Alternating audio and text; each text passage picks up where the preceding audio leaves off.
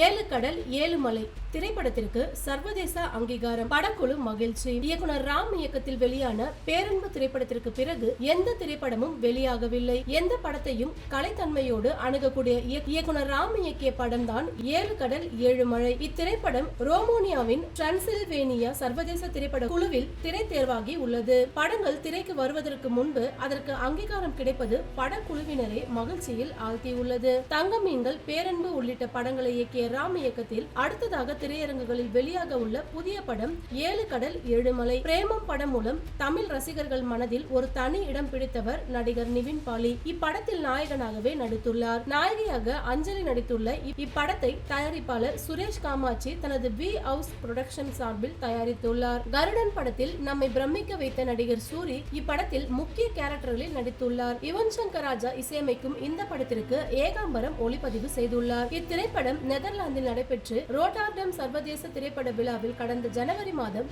திரையிடப்பட்டுள்ளது. Big screen போட்டி பிரிவில் தேர்வாகி படக்குழுவினரை மகிழ்ச்சியில் ஆழ்த்தியது.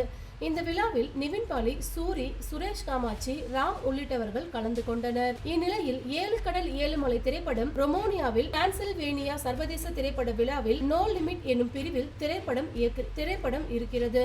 இந்த தகவலை நடிகர் நிவின் பால் தனது இன்ஸ்டாகிராம் பக்கத்தில் பகிர்ந்து தனது மகிழ்ச்சியை வெளிப்படுத்தியுள்ளார். ஏழு கடல் ஏழு மலை திரைப்படத்திற்கு கிடைத்திருக்கும் மற்றொரு அங்கீகாரத்தால் படக்குழுவினர் மகிழ்ச்சி அடைந்துள்ளனர். முன்னதாக நிகழ்ச்சி ஒன்றில் ஏழு கடல் ஏழு மலை படம் உருவானது குறித்து பேசிய இயக்குனர் ராம், ஏழு கடல் ஏழு மலை படம் உருவான காரணம் கடந்த 2019 கொரோனா காலத்தில் மனித குலம் நம்பிக்கையுடன் வரலாறு என்கின்ற புத்தகத்தை படித்தேன். அந்த புத்தகத்தில் மனிதனால் மற்றொருவரை வெறுக்கவோ துன்புறுத்தவோ முடியாது. மனிதன் தன்னுடைய எல்லா வேறுபாட்டையும் தாண்டி கரம் கோர்த்து நிற்பான் என்பதை விஞ்ஞான பூர்வமாக நிரூபித்த கதைதான் இது. அந்த தத்துவத்தின் அடிப்படையில் உருவானதே ஏழு மலை ஏழு கடல் திரைப்படம் என தெரிவித்துள்ளார். மேலும் எனது முந்தைய 4 படங்கள் பிடித்தாலும் பிடிக்காவிட்டாலும் 5வது படமான ஏழு கடல் ஏழு மலை நிச்சயமாக பிடிக்கும் எனவும், இந்த படம் முழுக்க முழுக்க பேசுவது மானுடத்தின் காதலை பற்றியும் இந்த உலகத்திற்கு என்ன செய்ய வேண்டும் என்பது பற்றியும் மட்டுமே பேசுகிறது எனவும் தெரிவித்துள்ளார். கமலுக்கு ஒரு மாபெரும் பிளாக் பஸ்டர் வெற்றியை கொடுத்த லோகேஷுடன் இணைந்து